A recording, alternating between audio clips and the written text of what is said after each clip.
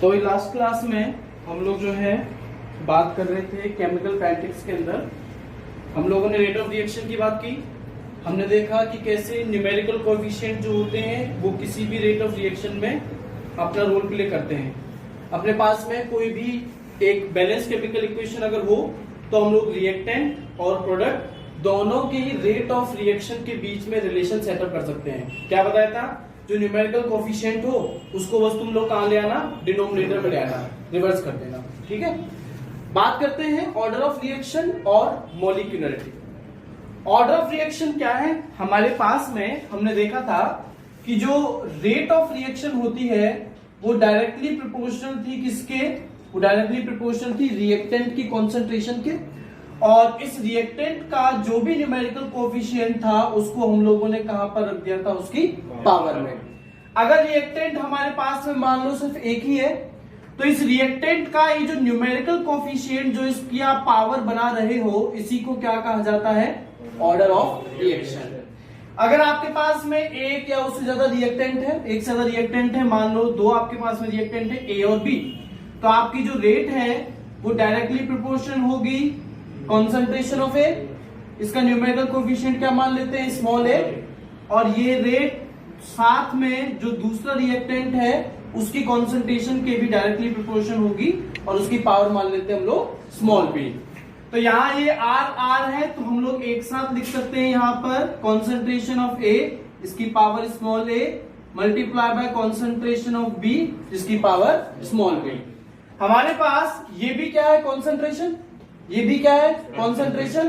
दोनों चीजें सेम है। जब बेस सेम होता है, मल्टीप्लाई हो रही हो तो पावर्स क्या हो जाती है? ऐड। तो मैं यहां से लिख सकता हूं आर इक्वल टू, प्रोपोर्शनलिटी का साइड आया था लास्ट क्लास में, क्या लगाया था हमने? Constant, rate constant. यहां पर आ गया आपका ए और यहां पर आपका आ गया बी। अगर मान लो दोनों ही कॉन्सेंट्रेशन है तो मैं यहां पर बस ये लगा रहा हूं कॉन्सेंट्रेशन, और यहां पर हम क्या लिख देंगे? ए प्लस बी। ये जो a प्लस बी है जो सम आया है, किसका सम है ये? इनकी पावर्स। तो पावर्स क्या थी इनकी? जो न्यूमेरिकल कोएफिशिएंट था। तो इनके न्यूमेरिकल कोएफिशिएंट्स का जो सम आएगा उसी को हम लोग क्या बोल देते हैं? Rate of order of reaction. ठीक है, ये ऑर्डर ऑफ रिएक्शन की अगर हम लोग बात करें तो ये ऑर्डर ऑफ रिएक्शन आपको एक दूसरे तरीके से आप ऐसे समझ सकते हो कि ये वो चीज है, ये वो फैक्टर है जो आपको बताता है क्या कि आपकी जो रेट ऑफ रिएक्शन है वो कितने रिएक्टेंट्स पर डिपेंड कर रही है। क्या बताता है ऑर्डर ऑफ रिएक्शन? कि आपकी जो रेट ऑफ रिएक्शन है वो कितने रिएक्टेंट्स पर डिपेंड कर रही है। ये रेट ऑफ रिएक्शन या ऑर्डर ऑफ रिएक्शन जो है ये आपका कोई होल नंबर भी हो सकता है, जीरो भी हो सकता है, फ्रैक्शन में भी ये वैल्यू हो सकती है। ठीक है, जैसे मान लो अगर न्यूमेरिकल कोएफिशिएंट पावर क्या आई? जीरो। अब भाई जिसकी पावर जीरो हो वो क्या बन जाता है? Zero order. तो ठीक है, पावर जीरो का मतलब ये सारी वैल्यू क्या बन जाती है? वन बन जाती है। वैल्यू क्या बन जाती है? वन बन जाती है। अगर ये जीरो है तो फिर आप इसको क्या कहोगे? Zero order reaction. अब सर आपने कहा कि ऑर्डर ऑफ रिएक्शन का मतलब यह है कि आपकी रेट ऑफ रिएक्शन कितने रिएक्टेंट्स पर, कौन से रिएक्टेंट पर डिपेंड कर रही है। तो सर जीरो ऑर्डर का मतलब ये हो गया, क्या हो गया कि सर जो आपकी रेट ऑफ रिएक्शन है वो किसी रिएक्टेंट की कॉन्सेंट्रेशन पर डिपेंड ही नहीं कर रही। अगर भाई जीरो का मतलब कि जीरो किसी पर डिपेंड नहीं कर रही, अगर फर्स्ट आता दोनों को जोड़ने पर वन आता तो इसका मतलब ये होता कि कितने रिएक्टेंट हो उनमें से सिर्फ एक ही रिएक्टेंट की कॉन्सेंट्रेशन पे डिपेंड करती है क्या? Rate of reaction.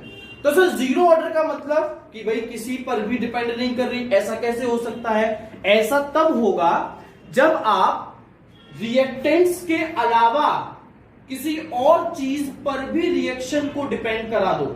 जैसे कि होता है, आपने रिएक्शन पढ़ी होगी जिसमें रेडिएशन, सनलाइट का इस्तेमाल होता है।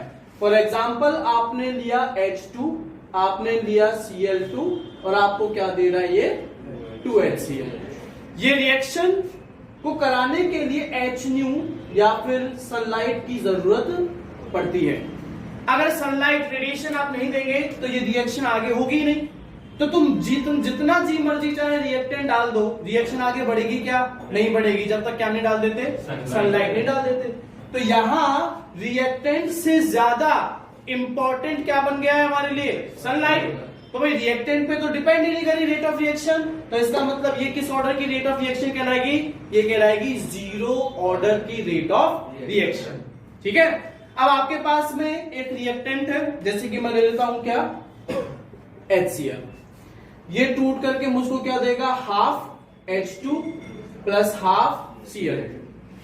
यहां पर आप देखेंगे कि सर ये एक ही रिएक्टेंट है, न्यूमेरिकल कोफिशिएंट क्या या 1 है, तो सर यही क्या बनेगा? उसका पावर भी बनेगा।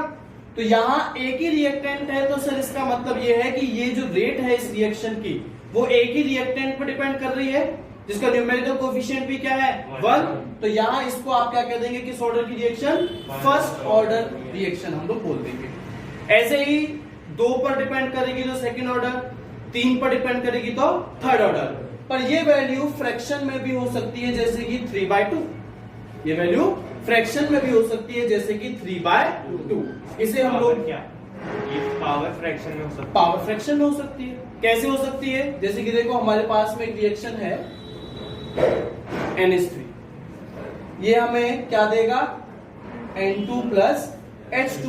रिएक्शन बैलेंस है क्या? नहीं। एक बार हम लोग बैलेंस करते हैं। बैलेंस करने का मतलब यहां पर तो हम लोग क्या लगा दें? 2, सॉरी, और यहां H2 के सामने हम लोग क्या लगा दें? 3। रिएक्टेंट यहां कौन है? सिर्फ NH3। कितने हैं NH3 टोटल? 2। तो अभी तो मैं इसे कौन सी ऑर्डर की रेट ऑफ रिएक्शन कहूंगा? सेकंड ऑर्डर की रेट ऑफ रिएक्शन। पर मान लो कि इस पूरी रिएक्शन को मैं मल्टीप्लाई कर दूं 3/4 से। किससे मल्टीप्लाई कर दूं? 3/4। ये 2 मल्टीप्लाई बाय 3/4, ये 2 और 4 कैंसिल आउट हो जाएंगे। यहाँ पे क्या बचेगा? 2। यहाँ पे क्या आएगा? 3/4। यहाँ पे क्या आएगा? 3 मल्टीप्लाई बाय 3/4, तो 9/4। अब कितने रिएक्टेंट है? 3/2। तो अब ये कौन से ऑर्डर की रेट ऑफ रिएक्शन होगी? 3/2। ठीक है, तो ये आपका ऑर्डर ऑफ रिएक्शन फ्रैक्शन में भी हो सकता है, कोई होल नंबर भी हो सकता है, जीरो भी हो सकता है। इसी के साथ कॉन्ट्रारी हम लोग बात करते हैं किसकी? मॉलिक्यूलैरिटी। सर एक चीज पूछिए। हाँ सर, ये जो जीरो ऑर्डर की रिएक्शन होती है, ये इन पे ना डिपेंड करके, जैसे सनलाइट है तो उस पे डिपेंड हो रही है, तो इसलिए इसको जीरो ऑर्डर रिएक्शन बोलते हैं। मतलब रिएक्टेंट का डिपेंड, देखो रिएक्टेंट होगा तो ही रिएक्शन होगी। हाँ। पर रिएक्टेंट से भी ज्यादा जब कोई जरूरी चीज आ जाए, जैसे कैटलिस्ट आ जाए, रेडिएशन आ जाए, तब वो आपकी क्या बन जाती है? जीरो। मतलब इस तरीके से जीरो ऑर्डर की रेट ऑफ रिएक्शन। और एक बार है ना थर्ड ऑर्डर रिएक्शन, वो थर्ड ऑर्डर की रिएक्शन की कोई मतलब नहीं है, फर्स्ट और जीरो ऑर्डर की तुम्हें ध्यान। और ये कितने तक होता है? जैसे इनफाइनाइट बताया ना, जितने तू नेचुरल नंबर होल नंबर जानता है फ्रैक्शन में जितने सोच सकता है वो तू। अब यहाँ तूने देखा यहाँ सेकंड ऑर्डर की थी, पर अगर मैंने इसको 3/4 से मल्टीप्लाई कर दिया तो किस ऑर्डर की रह गई? 3/2। अब ऐसे तू किसी भी नंबर से मल्टीप्लाई करते हैं इसको, ऑर्डर ऑफ रिएक्शन बदल जाएगा इसका। ठीक है भाई। मॉलिक्यूलरिटी क्या है?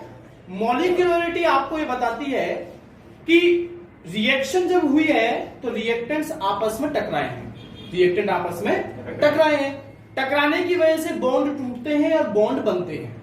ठीक है, टकराने की वजह से बॉन्ड टूटते हैं और बॉन्ड बनते हैं। मतलब रिएक्टेंट किस में कन्वर्ट होता है? प्रोडक्ट के अंदर कन्वर्ट होता है। ये मॉलिक्यूलरिटी आपको बताती है कि एक समय पर कितने रिएक्टेंट्स आपस में टकराए होंगे कि वो रिएक्टेंट्स किस में कन्वर्ट हो जाएं? प्रोडक्ट के अंदर कन्वर्ट हो जाएं। तो देखो मॉलिक्यूलरिटी में रिएक्टेंट्स कितने टकरा रहे हैं आपस में ताकि वो किस में कन्वर्ट हो सके? प्रोडक्ट के अंदर कन्वर्ट हो सके। मॉलिक्यूलरिटी कभी कभी ऑर्डर ऑफ रिएक्शन के बराबर होती है, कभी कभी ऑर्डर ऑफ रिएक्शन के बराबर होती है, पर इन दोनों में काफी ज्यादा फर्क है। पहला फर्क तो ये है कि ऑर्डर ऑफ रिएक्शन जो है वो एक प्रैक्टिकल वैल्यू है, जबकि मॉलिक्यूलरिटी जो है वो एक हाइपोथेटिकल वैल्यू है। वो एक हाइपोथेटिकल, दिमाग में हमने विचार कर लिया कि हाँ भैया ऐसे ऐसे ये हो गया होगा। कैसे?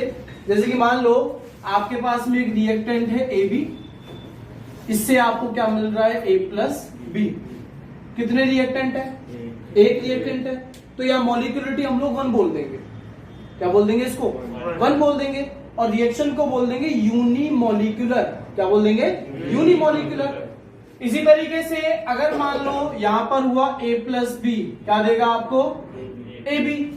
यहां आप कितने रिएक्टेंट देख रहे हैं टोटल? 2। तो सर ये 2 रिएक्टेंट ही टकराए होंगे, तो आप इसको बोल दोगे बाय मोलिकुलर रिएक्शन। मोलिकुलरिटी कितनी हो जाएगी यहाँ पर?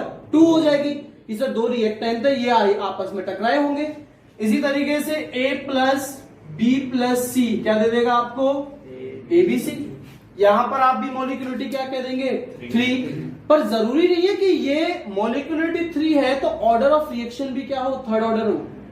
क्योंकि कभी कभी हम लोग यहां पर अभी थोड़ी देर में एग्जांपल देखेंगे, ऐसा होता है कि हमें दिखाई बहुत सारे रिएक्टेंट दे रहे हो, पर रेट ऑफ रिएक्शन उनमें से सारे रिएक्टेंट्स पर डिपेंड नहीं करती, पर मॉलिक्यूलरिटी जरूर सारे रिएक्टेंट पे डिपेंड करती है। ठीक है। अब अगर मैं रिएक्शन लिखता हूं 2A प्लस बी, ये मुझको क्या देगा? A2B। यहां टोटल कितने रिएक्टेंट है? टोटल नंबर ऑफ रिएक्टेंट है 3। तो ये कौन सी मॉलिक्यूलरिटी इसकी क्या हो गई? 3 हो गई। ठीक है। इसी तरीके से मॉलिक्यूलरिटी कभी भी फ्रैक्शन में नहीं हो सकती। मॉलिक्यूलरिटी कभी भी फ्रैक्शन में नहीं हो सकती, जबकि ऑर्डर ऑफ रिएक्शन जो है वो फ्रैक्शंस में हो सकती है। इसके अलावा मॉलिक्यूलरिटी कभी 0 नहीं हो सकती, जबकि ऑर्डर ऑफ रिएक्शन जो है वो 0 हो सकती है। इसके अलावा मॉलिक्यूलरिटी की वैल्यू 3 को एक्सीड नहीं कर सकती। मतलब एक टाइम पर ज्यादा से ज्यादा कितने रिएक्टेंट टकरा सकते हैं? 3 आपस में टकरा सकते हैं, ताकि वो तीनों किस में कन्वर्ट हो जाए? प्रोडक्ट में। कहने का मतलब ये एक साथ 10 टकराए, पर उन 10 में से मैक्सिमम कितने रिएक्टेंट प्रोडक्ट में कन्वर्ट होंगे एक टाइम पर? सिर्फ 3। ये मॉलिक्यूलरिटी। जबकि आपकी ऑर्डर ऑफ रिएक्शन जो है वो क्या कर सकती है? फ्रैक्शन में भी हो सकती है, वो आपकी नेगेटिव में भी हो सकती है, वो आपका 0 भी हो सकता है, वो आपका 3 को भी क्या कर सकता है? एक्सीड भी कर सकता है। तो बहुत बार अपने पास क्वेश्चन देते हैं सीधा सीधा कि ऑर्डर ऑफ रिएक्शन और मॉलिक्यूलरिटी जो है उसके बीच में क्या कीजिए? डिफरेंशिएट कीजिए, अंतर बताइए। तो भाई देखो, आपसे 0 ऑर्डर और फर्स्ट ऑर्डर हमारे सिलेबस में ये 2 rate of reaction, order of reaction जो है ये आपके पास में है। कौन कौन सी? 0 ऑर्डर और फर्स्ट ऑर्डर। इनके कुछ गिने चुने एग्जांपल जो है वो आप लोग याद कर लीजिएगा। एक तो जैसे मैंने बताया H2 plus Cl2 gives 2HCl, किसकी प्रेजेंस में? सनलाइट की प्रेजेंस में। ये किस ऑर्डर की रिएक्शन है? 0 ऑर्डर। एक दो और है वो आप लोग देख लीजिएगा, कोई समझ वाली बात नहीं है। First order rate of reaction के कई एग्जांपल्स हैं, उनमें से सबसे पहला इंपॉर्टेंट एग्जांपल है रेडियो एक्टिव रिएक्शंस। कौन सी रिएक्शंस? Radio active reactions. ऐसी रिएक्शन जिनमें कोई रेडियो एक्टिव एलिमेंट पार्टिसिपेट करेगा, वो सारी की सारी कौन से ऑर्डर की होंगी? फर्स्ट ऑर्डर रिएक्शंस होंगी। आप क्वेश्चन सॉल्व करेंगे आज शायद, तब उसमें एक क्वेश्चन आएगा कि C14 जो है वो एक रेडियो एक्टिव एलिमेंट है कार्बन का, और ये रेडियो एक्टिव एलिमेंट एक न्यू बॉर्न बेबी, एक नया नया नवजात है, बच्चे ने जन्म लिया है, उसकी हड्डियां एब्जॉर्ब कर लेती हैं। फिर आपको आगे उस क्वेश्चन में पूछेगा कि कितना समय लगेगा इस कार्बन को डिकम्पोज होने में, एटसेट्रा एटसेट्रा। उसमें वो आपको ये नहीं बताएगा कि किस ऑर्डर की रिएक्शन है, पर जहां कोई रेडियो एक्टिव एलिमेंट आया या रेडियो एक्टिव डिकेइंग आया, तब ये रिएक्शन हमेशा किस ऑर्डर की होती है? फर्स्ट ऑर्डर की रिएक्शंस होती हैं। इसके अलावा एक रिएक्शन और है जो आपको फर्स्ट ऑर्डर में याद रखनी है, क्योंकि ये थोड़ी सी रिएक्शन दिखने में हम लोगों को कंफ्यूज करती है। वो रिएक्शन क्या है? रिएक्शन है आपके पास में 2N2O5 gives 4NO2 plus O2। इस रिएक्शन में कितने रिएक्टेंट दिख रहे हैं टोटल? कितने रिएक्टेंट्स हैं? मैं टाइप नहीं पूछ रहा, टाइप ऑफ रिएक्टेंट, मैं नंबर पूछ रहा हूं। 2। तो मॉलिक्यूलरिटी क्या हुई इसकी? 2। मतलब ये बाय मॉलिक्यूलर रिएक्शन कहलाएगी। मॉलिक्यूलरिटी में कोई दिक्कत ही नहीं है, सब पेपर वैल्यू है, पेपर पे हम लोग कैलकुलेट करते हैं। रिएक्शन बैलेंस इक्वेशन देखो, टोटल कितने रिएक्टेंट है, बस वही हमारे लिए मॉलिक्यूलरिटी है। ऑर्डर ऑफ रिएक्शन तुम्हें क्या बताती है? कि तुम्हारी रेट ऑफ रिएक्शन कितने रिएक्टेंट्स पर डिपेंड कर रही है। तो दिखने में ऐसा लग रहा है कि सर ये second order rate of reaction है। ये क्या है? Second order rate of reaction, क्योंकि सर टोटल 2 रिएक्टेंट है। पर अगर हम लोग इसकी मैकेनिज्म में जाएं तो ये 3 स्टेप में खत्म होती है रिएक्शन। स्टेप फर्स्ट, पहली स्टेप है N2O5 डिकम्पोज होकर के देता है N2O3 plus O2। Step second, N2O3 further decomposes to give NO2 plus NO. Step third, N2O5 get reacted with NO to give 3NO2 to give 3NO2। अगर मैं तीनों steps को जोड़ दूं, हाँ भाई, तो NO से NO कट जाएगा, N2O3 से N2O3 कट जाएगा, और कोई चीज कैंसिल आउट हो रही है क्या? तो अगर मैं सबको जोड़ दूं, लेफ्ट साइड में कितने N2O5 है टोटल? 2 N2O5 गिव्स, हाँ भाई, NO2 कितने? 3 + 1 4, और साथ में O2 1। ये फाइनल रिएक्शन बन जाएगी। ये जो 3 स्टेप हैं, इनमें पहली स्टेप जो है वो है स्लो, और बाकी की जो दोनों हैं वो कौन सी स्टेप्स हैं? फास्ट। सर ये हम कैसे पता करेंगे कौन सी स्लो है कौन सी फास्ट? भाई फास्ट और स्लो ये सारी की सारी प्रैक्टिकल वैल्यूज है कि हमने कोई रिएक्शन की, टाइम नोट किया और देखा कि कौन सी रिएक्शन कम टाइम में हो रही है, कौन सी ज्यादा टाइम में हो रही है। तो इसका मतलब सर ये तो हम लोग पता नहीं कर सकते पेपर पर, ये तो हमें करके देखना पड़ेगा। और एग्जाम में थोड़ी ना तुम करके देखोगे, एग्जाम में तो तुम्हें याद रखना है कि सर कौन सी स्टेप फास्ट है और कौन सी स्लो है। इसीलिए मैंने इसे इंपॉर्टेंट कहा है, क्योंकि दिखने में सेकंड ऑर्डर लग रही थी। अब जब हम लोगों ने ऑर्गेनिक केमिस्ट्री में SN1 और SN2 मैकेनिज्म पढ़ी थी, तो वहां हम लोगों ने देखा था कि SN1 मैकेनिज्म कितनी स्टेप्स में कंप्लीट हो रही थी? 2। जो SN1 है वो 2 स्टेप में होती है, और SN2 कितनी में होती है? 1 स्टेप में। तो SN2 में, SN1 में 2 स्टेप्स थी, पर फिर भी उसे first order rate of reaction कहा था। वो इसीलिए क्योंकि उन 2 स्टेप्स में से रेट ऑफ रिएक्शन सिर्फ एक ही स्टेप पर डिपेंड कर रही थी, और वो कौन सी स्टेप थी? वो थी slow step. Slow step is always rate determining step. वहां भी मैंने एग्जांपल दिया था, मैं वही एग्जांपल वापस से दे रहा हूं। 2 केस हैं। पहला केस, रेलगाड़ी प्लेटफॉर्म से निकल रही है, वहां से बहुत ज्यादा हाई स्पीड में निकली, ठीक है। रेलगाड़ी रिएक्टेंट है, जो पैसेंजर उसमें चढ़ेंगे वो भी क्या है? रिएक्टेंट। जब पैसेंजर रेलगाड़ी में चढ़ जाएंगे, रेलगाड़ी बढ़ जाएगी, अब वो क्या बन जाएगा? प्रोडक्ट। पैसेंजर प्लस रेलगाड़ी गिव्स प्रोडक्ट, ठीक है। जितने ज्यादा पैसेंजर रेलगाड़ी में बैठेंगे, प्रोडक्ट भी क्या उतना ही ज्यादा बनेगा। जितना ज्यादा आपका प्रोडक्ट बनेगा, क्या रेट ऑफ रिएक्शन भी उतनी ही ज्यादा होगी, उतनी ही ज्यादा होगी। ये चीज हमें क्लियर हो गई, ठीक है। अब सर कहानी क्या है? कहानी ये है कि पहले केस में रेलगाड़ी प्लेटफॉर्म से निकली 70 किलोमीटर/आवर की स्पीड से, पैसेंजर रुकी नहीं, पैसेंजर को उसमें चढ़ना है ताकि क्या बन जाए? प्रोडक्ट बन जाए। दूसरे केस में यही रेलगाड़ी वहां से पास होती है 17 किलोमीटर/आवर की स्पीड में। सेकंड केस में स्लो है। किस केस में ज्यादा से ज्यादा पैसेंजर्स रेलगाड़ी ट्रेन में बैठ पाएंगे? जो स्टेप फास्ट थी, स्लो थी? स्लो थी। तो हमेशा रेट डिटरमाइनिंग स्टेप कौन सी स्टेप होती है? स्लो। अब जरा यहाँ पे देखो कितनी स्लो स्टेप्स हैं? सिर्फ एक, पहली वाली। और उसमें कितने रिएक्टेंट है? सिर्फ एक रिएक्टेंट है, सिर्फ एक रिएक्टेंट है। इस वजह से ये जो रिएक्शन है ये कहलाती है किस ऑर्डर की? First order rate of reaction. क्यों? क्योंकि सर इसकी मैकेनिज्म में जो रेट डिटरमाइनिंग स्टेप है, मतलब कौन सी स्टेप? Slow step. उसमें कितने रिएक्टेंट्स पार्टिसिपेट कर रहे हैं? सिर्फ सिंगल, सिर्फ एक रिएक्टेंट। तो यहां पर 2 N2O5 हो बैलेंस इक्वेशन में, पर इनमें से सिर्फ एक ही N2O5 पर क्या डिपेंड करेगी? Rate of reaction. इस वजह से इसका ऑर्डर क्या कहलाएगा? First order. पर मॉलिक्यूलरिटी क्या कहलाएगी? बाय मॉलिक्यूलर, मतलब 2। बात समझ आया? तो इस वजह से कहा कि ऑर्डर ऑफ रिएक्शन तो प्रैक्टिकल वैल्यू है, आपने घड़ी में टाइम देखा, पूरी रिएक्शन कितने समय में क्या हुआ, ये सब आपने देखा, तब जाकर के आपने कहीं जवाब दिया। पर मॉलिक्यूलरिटी में आपने सिर्फ क्या देखा, बैलेंस केमिकल इक्वेशन और टोटल कितने रिएक्टेंट्स आ रहे हैं, थ्योरेटिकल। बात समझ में आई?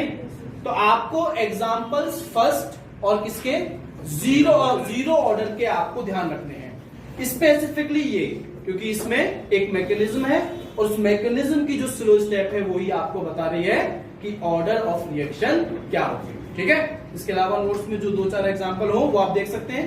नोट्स में शायद आपको सेकंड ऑर्डर के एग्जांपल भी मिल जाए, पर आपके लिए वो कोई खास काम के है नहीं। एक और चीज जो आपको याद रखनी है वो क्या है, लास्ट क्लास में हमने किया है, हमने रेट कांस्टेंट की यूनिट कैलकुलेट की थी, अगर आपको याद हो तो, जिसमें मैंने आपको तरह तरह के एग्जांपल दिए थे, 3/2 ऑर्डर के भी दिए थे, हाफ ऑर्डर के भी दिए थे, पर आपको वहां रेट कांस्टेंट की यूनिट निकालनी तो आनी चाहिए, पर याद आपको जीरो ऑर्डर और फर्स्ट ऑर्डर के लिए रखनी है। ठीक है, एक बार फिर से मुझे बताओ, याद अगर आपको हो या आप कैलकुलेट कर सकते हो, जीरो ऑर्डर और फर्स्ट ऑर्डर में रेट कांस्टेंट की यूनिट क्या आएगी? जीरो ऑर्डर में टाइम इनवर्स। जीरो ऑर्डर में नहीं, वो फर्स्ट ऑर्डर में थी टाइम इनवर्स। वो फर्स्ट ऑर्डर में थी टाइम इनवर्स।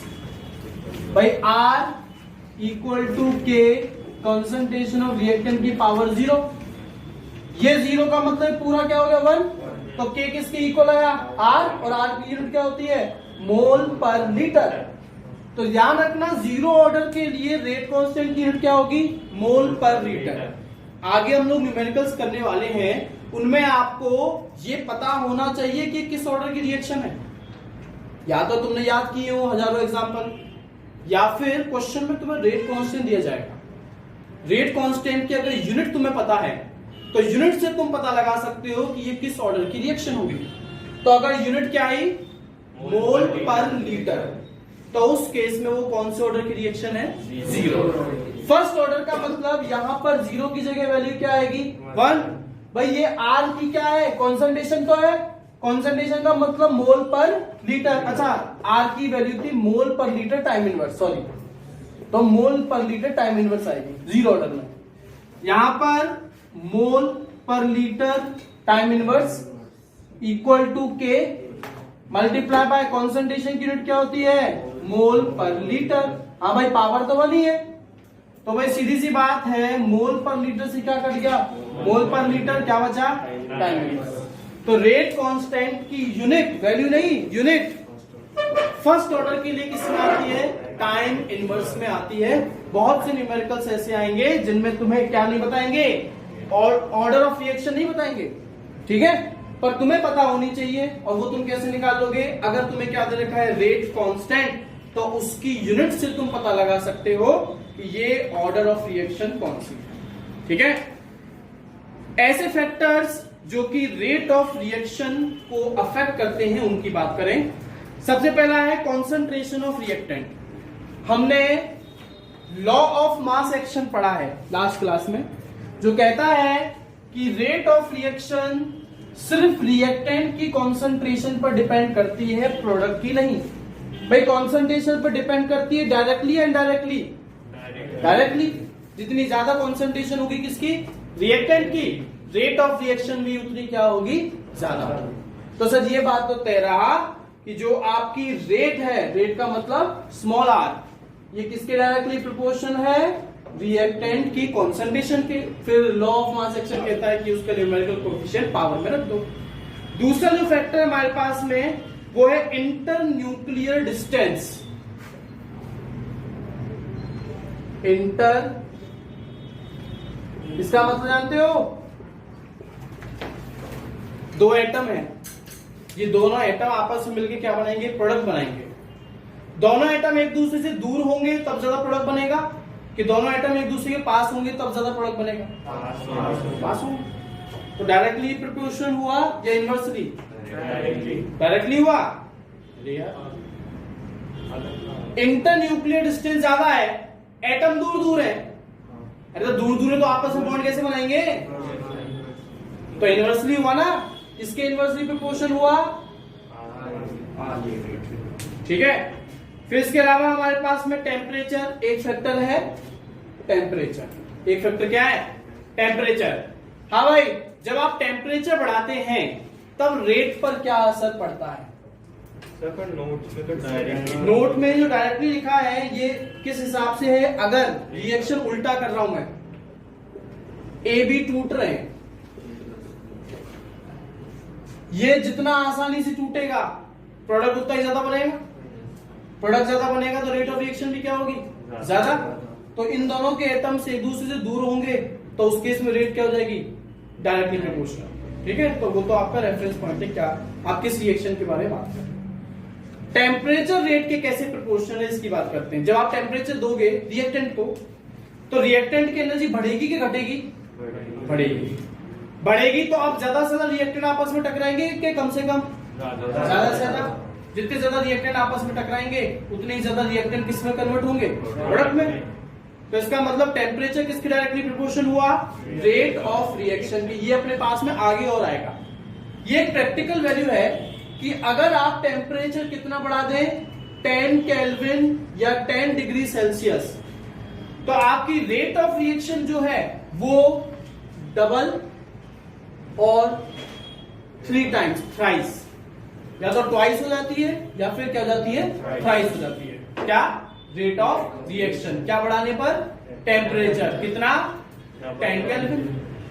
मतलब पहले रिएक्शन 298 केल्विन पर हो रही थी, तब उसकी जो रेट थी वो थी R। अब रिएक्शन 10 केल्विन और बढ़ा दो, मतलब कि 308 केल्विन पर हो रही है। अब रिएक्शन कितनी हो जाएगी? 2R, just double. ठीक है। नेक्स्ट जो फैक्टर है अपने पास में वो है भाई प्रेजेंस ऑफ रेडिएशन। जैसा हमें पता है सर, रेडिएशन क्या होती है? लाइट जिसकी एनर्जी हाई हो। जितनी ज्यादा एनर्जी रिएक्टेंट को मिलेगी उतना ही रिएक्टेंट किस में कन्वर्ट होगा? प्रोडक्ट में। तो presence of radiation directly proportional हुई।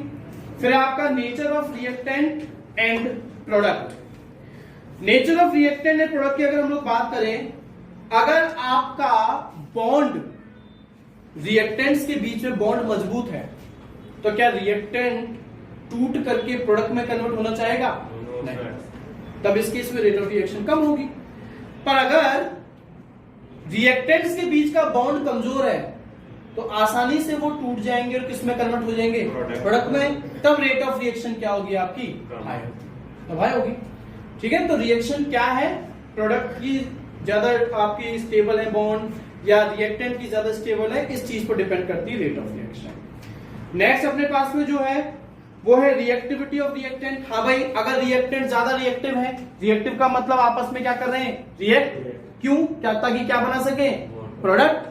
जितना ज्यादा प्रोडक्ट बनेगा रेट ऑफ रिएक्शन भी क्या होगी? उतनी ही ज्यादा। तो रिएक्टिविटी किसकी? रिएक्टेंट की। रेट ऑफ रिएक्शन के क्या होगी? Directly proportional. Iron slow react करता है, इसीलिए जंग लगने में कई दिन लग जाते हैं। वहीं सोडियम एटमॉस्फेयर में लाते ही आग पकड़ लेता है। तो रेट ऑफ रिएक्शन क्या हुई? सोडियम की ज्यादा हुई। सोडियम क्या आयरन से ज्यादा रिएक्टिव है? इसी बात है। तो सर जितना ज्यादा रिएक्टिव आपका कौन होगा? रिएक्टेंट। रेट ऑफ रिएक्शन जो है वो क्या होगी? उतनी ही ज्यादा। ठीक है। सरफेस एरिया, रिएक्टेंट्स आपस में टकरा रहे हैं, जैसे कि एग्जांपल के तौर पर ये मैंने मार्कर पकड़े हैं, ये दोनों रिएक्टेंट हैं, ये एक तो आमने सामने टकरा है, सिर्फ इतना सरफेस एरिया कांटेक्ट में आया, तो बॉन्ड भी सिर्फ इतने एरिया में बनी होंगी। पर अगर ये ऐसे टकराते तो अब क्या सरफेस एरिया ज्यादा हुआ है? तो बॉन्ड भी ज्यादा बनती, मतलब ज्यादा क्या बनता? प्रोडक्ट बनता। तो जो रिएक्टेंट्स का सरफेस एरिया है वो रेट के क्या हो जाएगा? डायरेक्टली प्रोपोर्शनल हो जाएगा। इसके अलावा प्रेजेंस ऑफ कैटलिस्ट। कैटलिस्ट साहब दो टाइप का होता है, एक पॉजिटिव और एक नेगेटिव। पॉजिटिव वो जो कि रेट ऑफ रिएक्शन को बढ़ा दे, और नेगेटिव वो जो कि रेट ऑफ रिएक्शन को घटा दे। तो भाई अगर आपने पॉजिटिव कैटलिस्ट यूज किया तो डायरेक्टली प्रोपोर्शनल हो जाएगा रेट के, कौन? कैटलिस्ट। और अगर आपने नेगेटिव कैटलिस्ट का इस्तेमाल किया तो यही चीज जो है वो इनवर्सली प्रोपोर्शनल हो जाएगी। तो ये सारी की सारी तो थ्योरेटिकल वैल्यू एक ही है, तो पीछे क्या अरे उस रूम में था एक।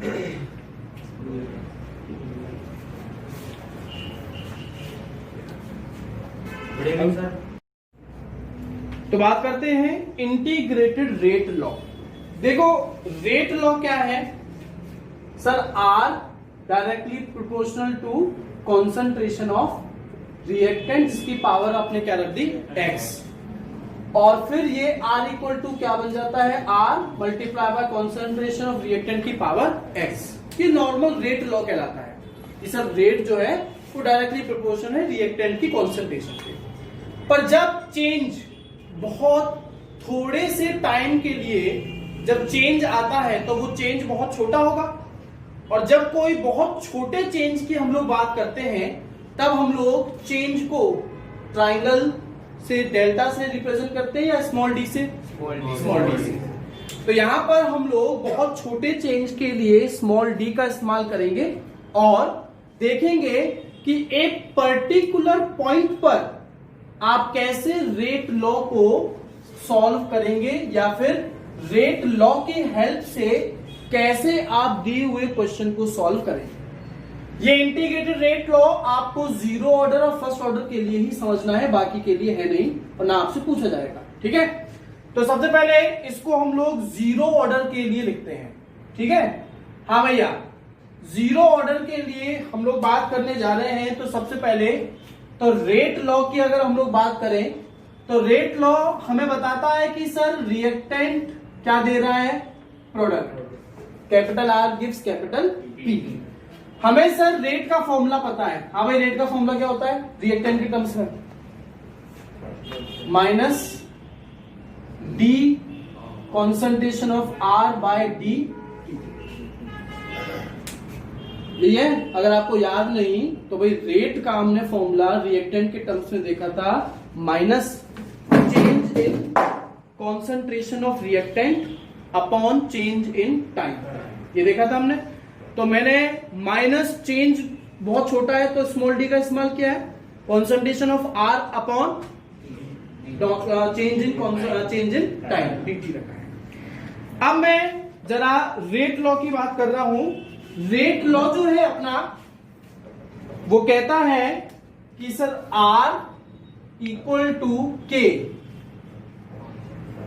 पावर x, कौन से ऑर्डर के लिए तुम डिराइव कर रहे हो, जीरो। तो यहां मैं पावर क्या रखूंगा, यहां जीरो रखने का मतलब ये पूरा क्या बन जाएगा, 1। क्या बचा, किसके इक्वल है, R के। तो R इक्वल टू के। इन दोनों को मैं एक दूसरे के बराबर रख सकता हूं क्या, इन दोनों को, दोनों आ रहे हैं ना। तो अगर मैं इसको बराबर रखता हूं तो minus D R by D T equal to क्या आएगा, ये आएगा। अच्छा, इस डी टी को उधर ले जाओ तो ये minus D R equal to K D T बन जाएगा। माइनस को भी उधर ले जाओ, कोई समस्या, माइनस लग जाएगा, लग गया, ठीक है जी। अब यहां क्या क्या चीजें हैं मैं उनकी बात बता दूं तुम्हें। आर जो है ये है आपका रिएक्टेंट की कॉन्सेंट्रेशन, जब कितना टाइम गुजर चुका है, टी।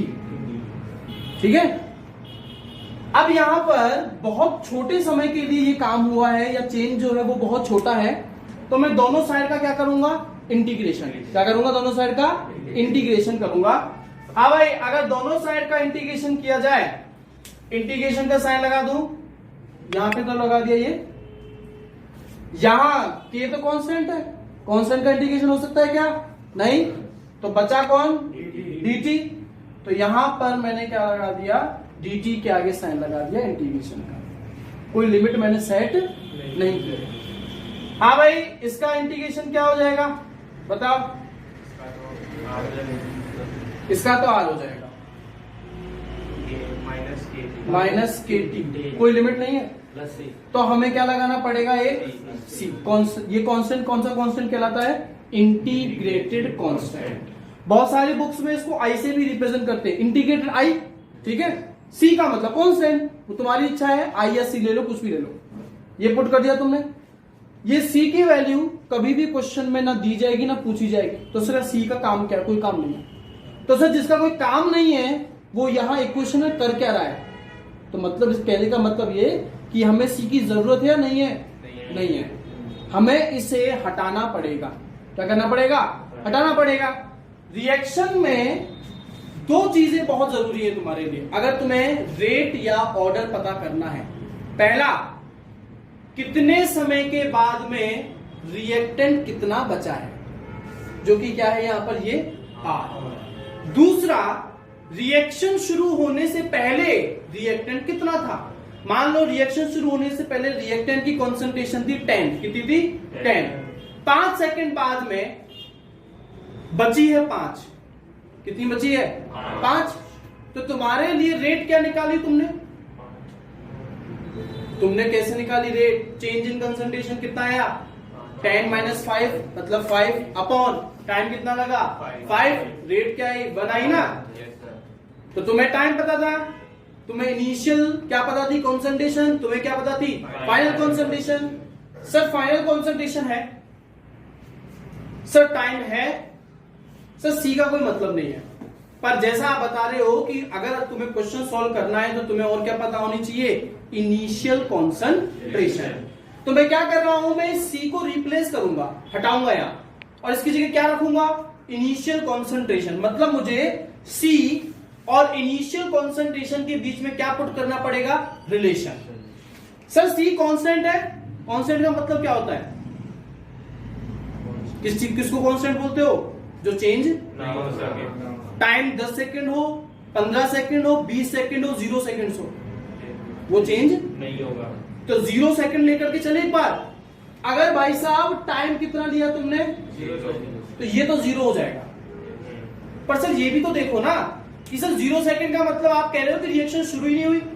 मैं ये कह रहा हूं ना सर रिएक्शन शुरू नहीं हुई तो ये आर थोड़ी रहेगा, क्योंकि ये आर कौन सा आर है, जो बचा है, जो बचा था जब फलाना टाइम निकल चुका था। पर सर जब शुरू ही नहीं हुआ है तो ये बचा हुआ आर तो आप रख नहीं सकते। कौन सा आर रखोगे, जो स्टार्टिंग में लिया था, क्योंकि टाइम 0 का मतलब रिएक्शन अभी शुरू ही नहीं हुई है। इधर रखा क्या, बोल क्यों नहीं रहा यार। ठीक है, तो हम लोग इसे क्या करेंगे, हम लोग इसे चेंज करेंगे, और चेंज हम लोग जो इसको करने जा रहे हैं, इस सी को हम लोग चेंज करने जा रहे हैं। तो मैंने क्या किया, देखो मैंने यहां पर टाइम को क्या माना 0 सेकेंड्स, और इस आर की जगह मैं रखने जा रहा हूं R0। आर क्या है, मैं फिर से बता दूं, आर क्या है, concentration of reactant which is left, जो बची है, जो बची है। R0 क्या है, इनिशियल कॉन्सेंट्रेशन ऑफ रिएक्टेंट। अब यहां पर थोड़ा सा कंफ्यूजिंग लैंग्वेज आती है क्वेश्चन में, क्या ध्यान सुनना, 20% ऑफ रिएक्शन इज कंप्लीटेड। क्या कहा मैंने, इज कंप्लीटेड, इसको हिंदी में कन्वर्ट करो, मतलब 20% रिएक्शन खत्म हो गई है। स्टार्टिंग में तुमने रिएक्टेंट की कॉन्सेंट्रेशन ली 100, तो उसका कितना परसेंट खत्म हो गया, 20, कितना बचा 80। तो इनिशियल कंसंट्रेशन क्या है, R0 क्या है 100, R क्या है 80 है। Now question is 20% of reactant is left, 80 consume हो गया है और 20% बचा है। तो अगर शुरुआत में रिएक्टेंट था 100, इनिशियल R0 क्या था 100, R क्या यहाँ R इस बार 20 है। तो लैंग्वेज बहुत ज्यादा इंपॉर्टेंट रोल प्ले करेगी, ठीक है।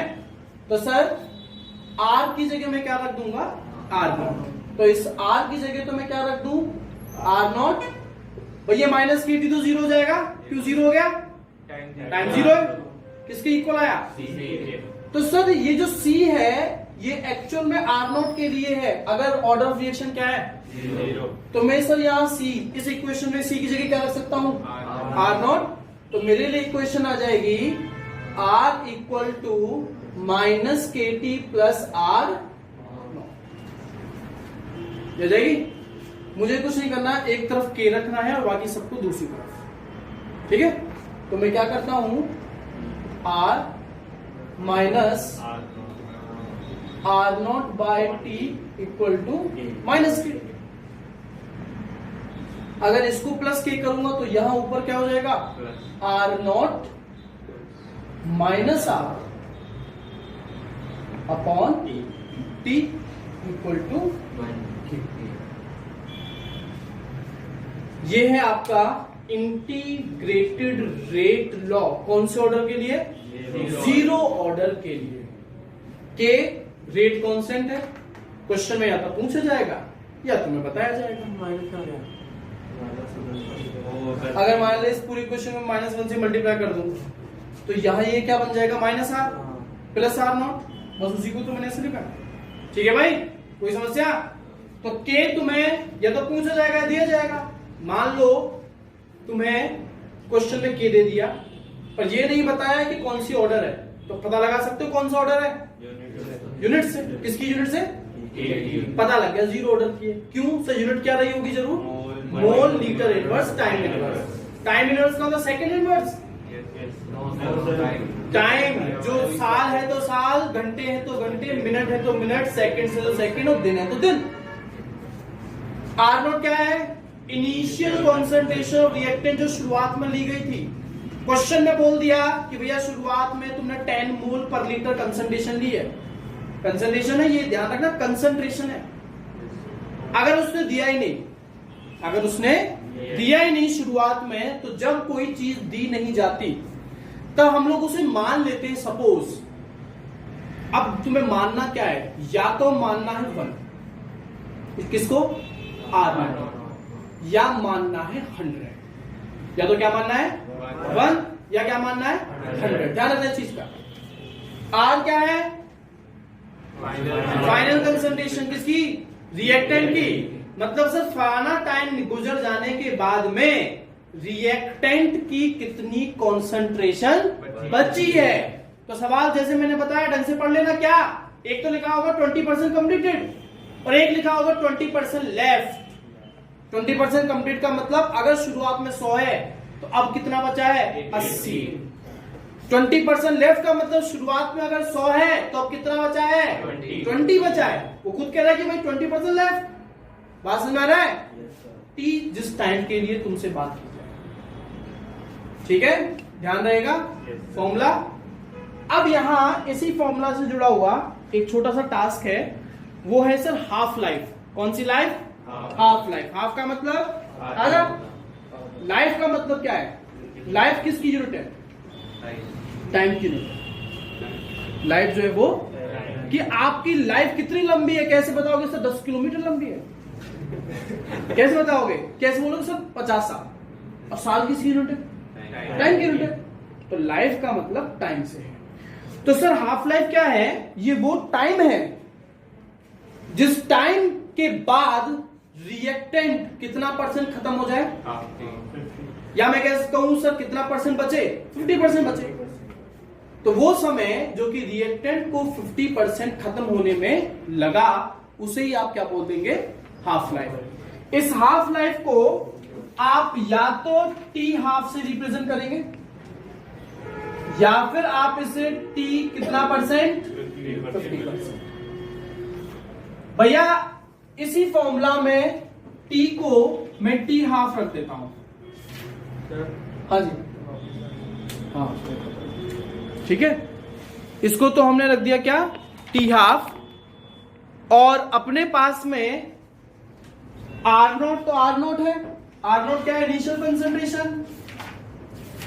आर हमने समझा कि सर आर फाइनल कंसंट्रेशन है जो बची है। पर टी 50%, 50% के बाद में आर कितना बचेगा, जो तुमने इनिशियली लिया था उसका कितना, उसका आधा। तो सर आर को मैं आर नोट बाय 2 लिख दूं, समझ रहे हो? ये सब किसके इक्वल आएगा, के। ये कितना सॉल्व हो क्या जाएगा, आर नॉट बाय 2 ही तो बचेगा ये, upon T half equal to K. Last में टी हाफ का फॉर्मूला क्या आ जाएगा, आर नॉट बाय 2। ठीक है। अब क्वेश्चन में तुमसे पूछ रहा है कि भैया 20 मिनट के बाद ये कितना बचेगा रिएक्टेंट। तो आर नॉट तो तुम्हें दिया नहीं, तो आर नॉट तुम क्या मान लोगे, या तो 1 या फिर 100। तो सर ये तो चलो ठीक है, पर सर क्वेश्चन में फिर हमें और क्या चाहिए। वो कह रहा है 20 मिनट के बाद, तो सर ये तो हमें पता है, ये हमें पता है, पर सर ये भी तो बताओ ना। पर वो कहता है कि उस रिएक्शन की हाफ लाइफ जो है, हाफ लाइफ जो है वो 40 मिनट है। कितनी है? तो सर इसका मतलब हमें ये पता है टी हाफ। आर नॉट तो जैसा तुमने बोल ही दिया, या तो 1 या फिर 100। तो सर हम क्या निकालेंगे, के तो कांस्टेंट है, चाहे टाइम 50% के लिए हो 90% के लिए हो, के को यहां पे पुट कर दो, क्या निकल जाओ। बात समझ आई? कोई दिक्कत कैसी भी? पक्की बात। डेरिवेशन कभी कभी आता है, जीरो ऑर्डर पर ज्यादातर न्यूमेरिकल नहीं आते, जीरो ऑर्डर के लिए ज्यादातर डेरिवेशन आता है। ठीक है। इंटीग्रेटेड रेट लॉ और हाफ लाइफ समझ में आया। जीरो ऑर्डर के लिए, फर्स्ट ऑर्डर के लिए बात करते हैं।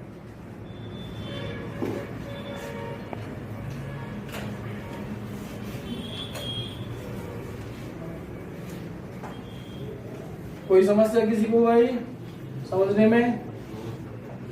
न्यूमेरिकल भी करेंगे, आज ही करेंगे। क्लास कितने बजे तक की? व्हाट्सएप ग्रुप चेक नहीं करके? हाँ भाई हमारे मैसेज क्यों पड़ेगा। हाँ जी सर, फर्स्ट ऑर्डर। तो सर फर्स्ट ऑर्डर का मतलब है R gives P, R equal to minus dr/dt। ये फॉर्मूला तो हमने पढ़ाई है। फिर सर अगर फर्स्ट ऑर्डर है तो रेट लॉ क्या कहेगा, R इक्वल टू के, पावर क्या रखूं। अब सर ये R दोनों R है, तो दोनों के दूसरे क्या रख दूं, इक्वल में रख दूं।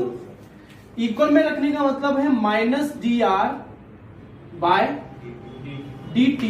Equal to KR। ठीक है। एक जैसे को एक तरफ ले आता हूं, R को एक तरफ ले आता हूं और इसको उस तरफ ले आता हूं, और ये बन जाएगा माइनस dr/r निखिल dx/x, वही है। ठीक है। क्या बन जाएगा, kdt।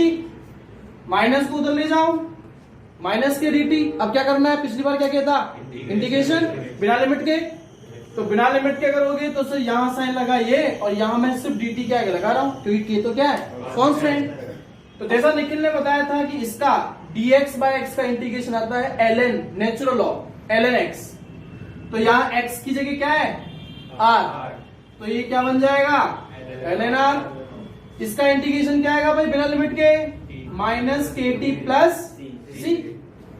तो जैसा मैंने तुम्हें पिछली बार बताया कि c तो तुम्हें काम का ही नहीं है, इसकी जगह तुम्हें क्या चाहिए, R नॉट। क्या चाहिए, तो रिलेशन सेटअप करते हैं। हाँ भैया, R नॉट के लिए तुम्हें t को क्या मानना पड़ेगा, 0। तब R किसके इक्वल रखा जाएगा, R नॉट के। तो सर इस हिसाब से ये kt तो पूरा 0 हो गया। क्या बचा, ln R नॉट किसके बराबर, c के बराबर। यहां c की जगह क्या रख दूं, ln R नॉट रख दूं। तो अगर मैं ऐसा करता हूं तो ये बन जाएगा ln R इक्वल टू, हाँ भाई क्या आएगा, minus kt plus ln R। कोई दिक्कत? कौन, ये t बेटा 0 होकर के तो ये आया अपने पास,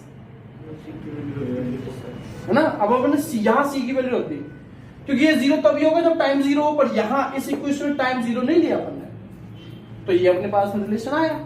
अब आगे की कहानी कुछ ऐसी है कि इस ln R नॉट को उधर ले जाएंगे, क्योंकि अपने को एक तरफ k रखना है, बाकी सबको दूसरी तरफ। तो ये माइनस बन जाएगा, पर ये माइनस kt है, इसको मैं प्लस करूंगा, तो यहाँ पे मुझे क्या करना पड़ेगा, उल्टा कर देना पड़ेगा। तो मैं डायरेक्ट सॉल्व कर दूं, कोई दिक्कत किसी को? तो मैं यहां पर डायरेक्ट लिख रहा हूं ln R naught minus ln r equal to KT। कोई दिक्कत कैसी भी? लॉग की एक आइडेंटिटी है, log a minus log b, इसके इक्वल आता है log a अपॉन b के। तो उस आइडेंटिटी को अगर रखा जाए तो ये क्या बन जाएगा? ये बन जाएगा ln r naught upon r equal to KT। ठीक है, इस t को इधर ले आओ तो ये नीचे मल्टीप्लाई हो जाएगा t। ठीक है, ln तो सर अब मैथ वाले हो सकता है कर सकते हो सॉल्व, बाकी बायोलॉजी वाले नहीं कर सकते, या तुम्हें लॉग टेबल की सहायता चाहिए तो ln नहीं, उसमें तो लॉग सॉल्व होता है। तो ln को जब लॉग में कन्वर्ट करते हैं तो एक फिक्स वैल्यू है, क्या वैल्यू है? 2.303, इससे आपको मल्टीप्लाई करना पड़ता है। तो ये आपका क्या बच जाएगा? 2.303 log r naught by r। एक काम करता हूं, t को अलग इसके नीचे रख देता हूं, ये आपका बचेगा। ठीक है भाई, किसके बराबर आएगा ये? ये आएगा आपका इंटीग्रेटेड रेट लॉग। कौन से ऑर्डर के लिए? तो लॉग तुम्हें मैं निकालना सिखा चुका हूं पिछले चैप्टर में, यहां भी लॉग तुम्हारे काम आ रहा है। आगे क्या करें? Half life. अब भाई हाफ लाइफ का मतलब t की जगह क्या रखना है? t half. r की जगह क्या रखना है? r naught by 2। तो अगर तुम ऐसा करते हो तो 2.303 बाय के, टी आपको तो ले आ रहा हूं की जगह, लॉग r नॉट बाय 2। अब ये r नॉट से r नॉट चला गया, 2 ऊपर जाएगा तो बचा गया तुम्हारा log 2। log 2 की वैल्यू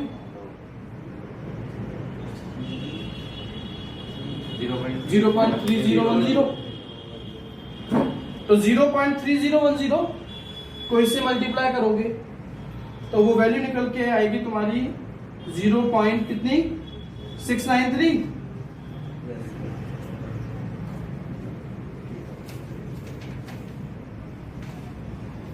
.693 बाय के। ठीक है भाई, इस फॉर्मूला में टी हाफ के फॉर्मूला में क्या इनिशियल रिएक्टेंट आ रहा है कहीं? क्या जीरो ऑर्डर में आ रहा था?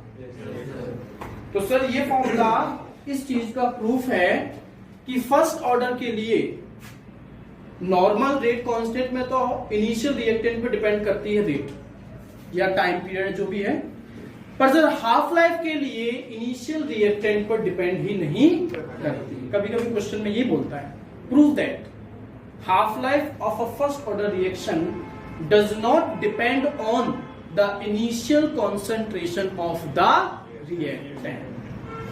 तब तो तुम्हें कुछ नहीं करना, तुम्हें देखना है क्वेश्चन कितने मार्क्स का है। ये क्वेश्चन ज्यादा से ज्यादा 2 मार्क्स का आ सकता है।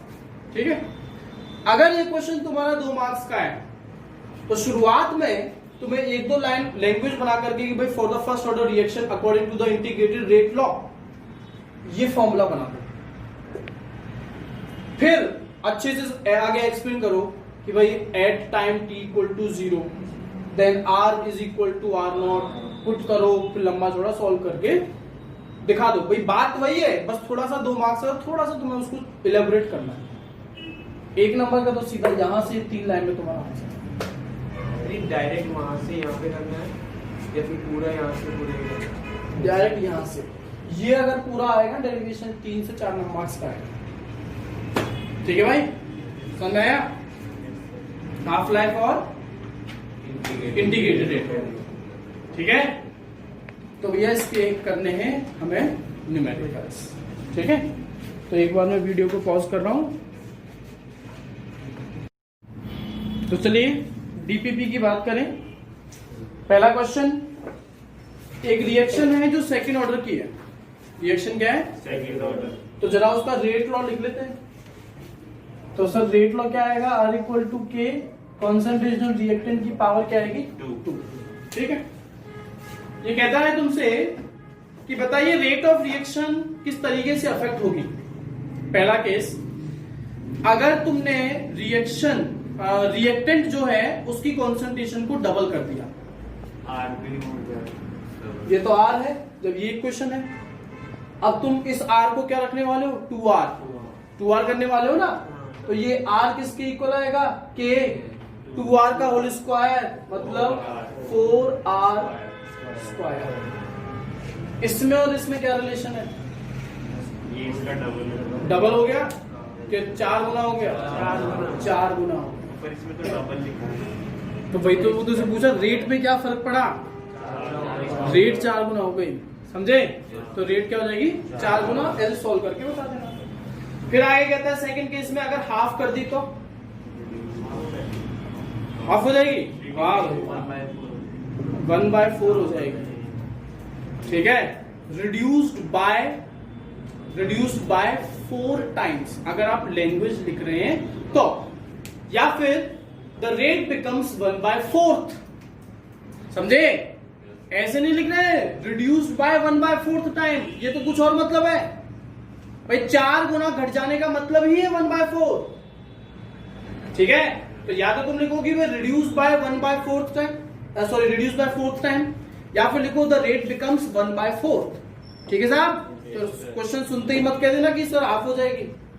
भाई ऑर्डर देखो किस ऑर्डर की है। सेकंड जो तुम कह रहे हो वो तब लागू होता जब ये किस ऑर्डर की होती? फर्स्ट ऑर्डर की होती। जीरो ऑर्डर की होती तो डिपेंड ही नहीं करती। रिएक्टेंट तू कितना बढ़ा दे कितना घटा दे डिपेंड ही नहीं कर रही, सेम टू सेम रहेगी। ठीक है भाई। सेकेंड क्वेश्चन में आपको एक रिएक्शन के लिए रिएक्टेंट की कॉन्सेंट्रेशन और उनके आर की वैल्यूज जो है वो आपको दी जा रही है।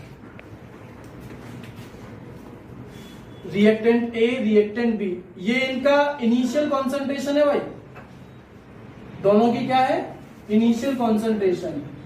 और ये आर 0.2 0.2 0.4 0.3 0.1 0.05, ये है 5.07 इंटू 10 की पावर -5, ये 5.07 इंटू 10 की पावर -5, ये 1.43 इंटू 10 की पावर -4।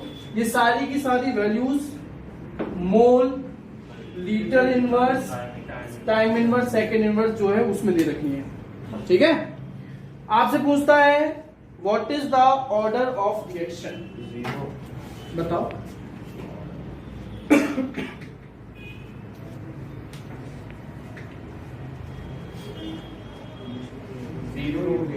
कैसे करोगे?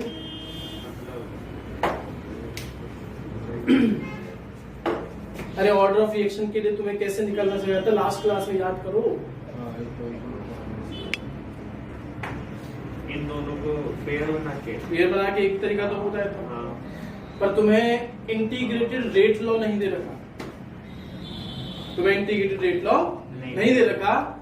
पर इस क्वेश्चन में एक मजेदार चीज जिस पर गौर तुम्हारा हुआ ही नहीं, कि जब तुम्हें ये ना पता हो कि रेट ऑफ रिएक्शन तुम्हारी क्या है, ठीक है, तब थोड़ा सा दिमाग ये लगाओ, वहां आर कांस्टेंट है पहले केस में, दूसरे केस में भी क्या है तुम्हारा आर कांस्टेंट ही है।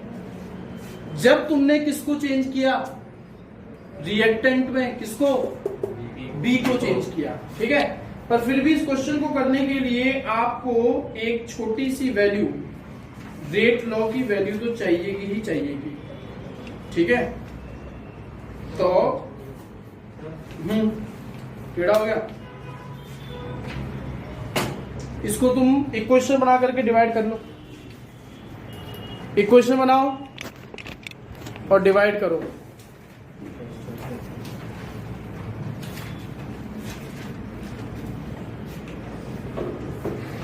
a की पावर x मान लो, b की पावर क्या मान लो? y मान लो। तो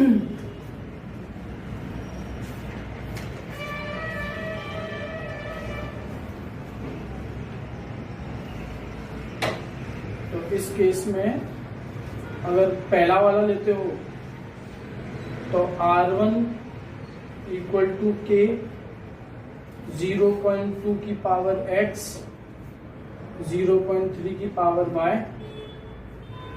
डिवाइड कर दो R2 के 0.2 की पावर x 0.1 की पावर y, दोनों की R दे रखे हैं हमें। 5.07 इंटू 10 की पावर माइनस 5, 5.07 इंटू 10 की पावर माइनस 5। तो भाई कैसे के कट गया, ये पूरा कट गया, ये कट गया। अब इस तरह वैल्यू अपनी आई है 0.3 अपॉन 0.1 या पॉइंट शॉर्ट आया था 3/1 का होल इक्वल टू में क्या है, बताओ y की वैल्यू क्या है, 0। भाई किसी की पावर क्या रखें कि आंसर ही 1 हो जाए, 0। तो y तो क्या है तुम्हारा, पर अभी ऑर्डर नहीं आया। क्यों, ऑर्डर कैसे निकलेगा, x प्लस y को जोड़ना पड़ेगा। ऑर्डर रिएक्शन ये तो पता है, तो तुम्हें y तो पता लग गया, अब तुम्हें क्या नहीं पता, x। अब उसके लिए तुम क्या करो, y की वैल्यू पुट कर दो। अब या तो इन दोनों का पेयर बना लो या इन दोनों का पेयर बना लो। मुझे लगता है इसमें 0.1 आ रहा है, 1 वाला सोल्व करना ज्यादा आसान होगा, 1 से मल्टीप्लाई करना, डिवाइड करना, सोल्व करना ज्यादा आसान होगा। तो इन दोनों की पेयरिंग कर लो, y की वैल्यू को डाल दो, x की वैल्यू निकालनी है। कर, किसी से पल्ले नहीं पड़ा, पल्ले पड़ गया।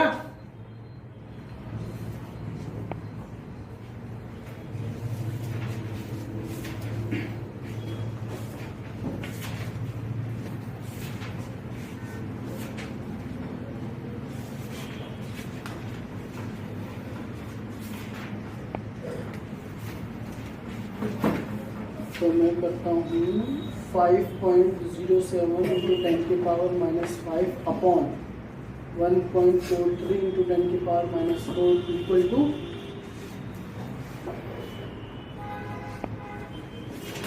0.2 अपॉन 0.4 होल x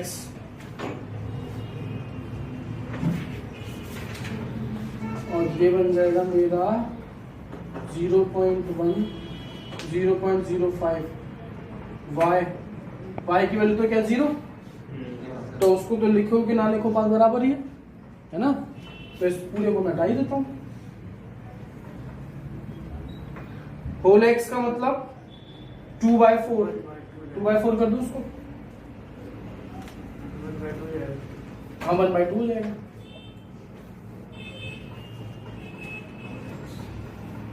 इस तरह वैल्यू सॉल्व हो रही है क्या, कोई नंबर आ रहा है, नहीं आ रहा। तो पहले क्या करो, 10 की पावर को सॉल्व करो, ठीक है। -4 ऊपर जाएगा प्लस, मतलब क्या बचा 1, 10 की पावर -1 माइनस। अब भैया पिछले चैप्टर का ध्यान हो, अगर ऐसा कुछ जो आ जाता है, फंस जाते हैं, तो अपन क्या करते हैं, कैलकुलेशन करने के लिए लॉग निकालते, दोनों साइड का लॉग, दोनों साइड का लॉग निकालोगे तो ये क्या बन जाएगा, x मल्टीप्लाई बाय लॉग 1/2। अब लॉग 1/2 को तुम आइडेंटिटी लगा के सॉल्व कर दो, या 1/2 का मतलब क्या निकाल लो, 0.5, उसको सॉल्व कर लो। इस तरह ये सॉल्व हो ही जाएगा, समझे। वहां से किसकी वैल्यू आ जाएगी, x। ये x निकाल दो। आज की क्लास के लिए इतना बहुत है। डीपीपी अगली क्लास में हम लोग करेंगे, पर तुम लोग कोशिश करना घर से करके आ सके।